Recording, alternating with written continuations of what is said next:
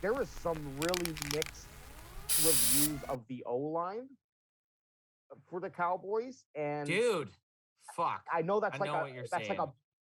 Yeah, like some people are saying, oh, PFF, take it for what it is. They ranked them like the number one O-line last year, I believe. Number one at playoff time. PFF ranked the Dallas Cowboys offensive line at number one. Did we sit there in one game and think that our offensive line looked dominant? No. Okay. I don't understand how you can even rank an offensive line that isn't averaging rushing yards over 60 a game as the top offensive line. And it felt like not only did they get tons of holding penalties, tons of games subpar 100 yards rushing, but Dak Prescott sacked a fucking ton this year. It was just very bewildering that PFF ranked them so high. Yeah. Well, you go ahead, Ed. No, I was gonna move it around. You keep going. I just wanted to say, looking at the starting O-line and the starting offense right now, I think we did downgrade a little bit at this point in losing Cooper. So our wide receivers just not a significant drop, but it's not as strong, I feel, as if we would have been able to have basically Cooper instead of James Washington. But who knows? We'll see. But the O-line, one thing that's positive at least is all those guys played last year in a couple games. So it's not like maybe it's good to bring someone new in, but at the other way you can look at it is like, well, at least these guys all played.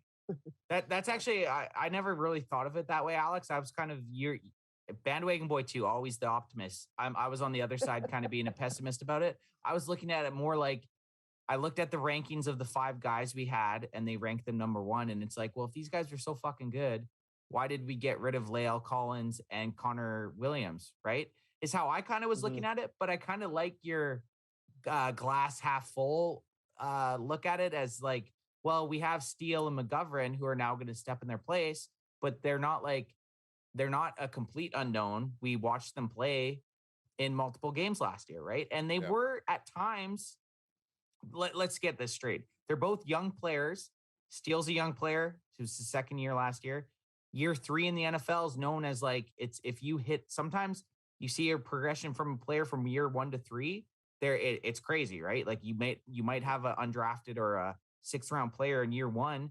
And by year 3, he might be on the all pro team, right?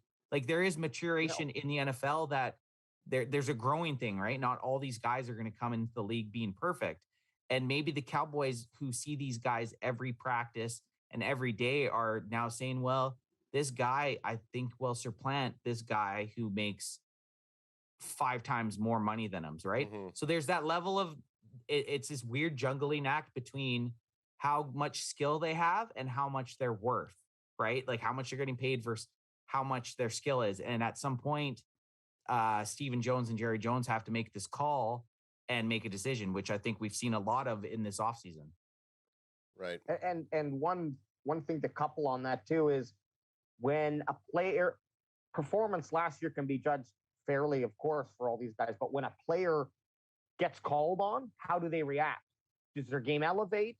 And that can happen. So, glass half full over here. And said something about Tom half full. Yeah. And said something about maturation with a player. It's the same thing where prematurely you can get put into a position that you're not necessarily ready for, and then all of a sudden your entire career could be gone.